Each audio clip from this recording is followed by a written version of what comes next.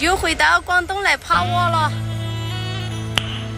Nice. 出发了，河又装好了。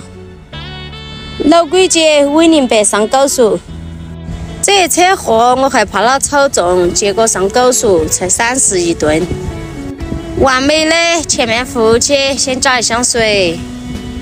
在我们贵州加水就是好，自带管子就直接加，免费的，不用秘密。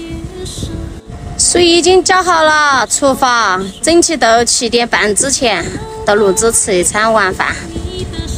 本来想打电话叫妈妈做饭等我们，又想他们带姑娘已经够辛苦了，我们回家去吃饭话，他们又忙里忙外的，就打电话喊他们出来一起吃。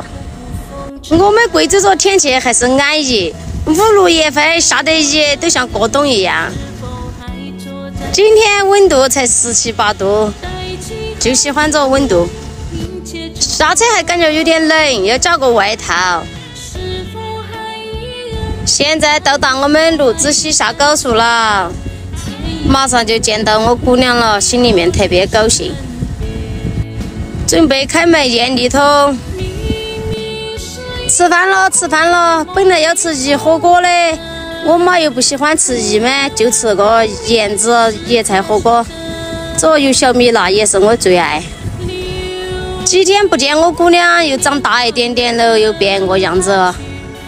谢谢爸爸妈妈的付出，帮我姑娘带得这么好。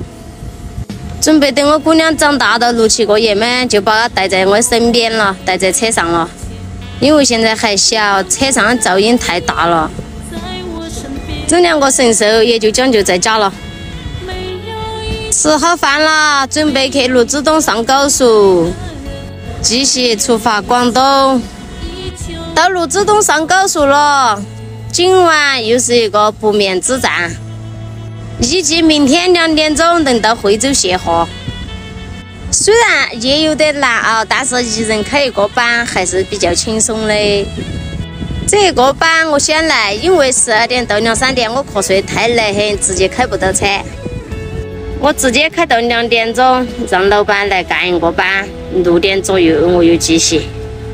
人家开夜车嘛，半夜可以打电话找同行吹牛，都是在开夜车。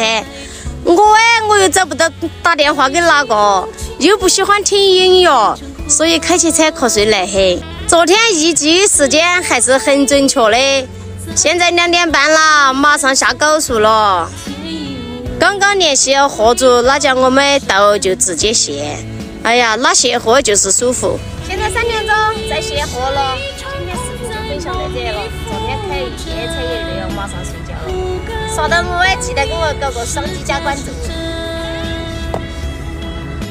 谢谢喽。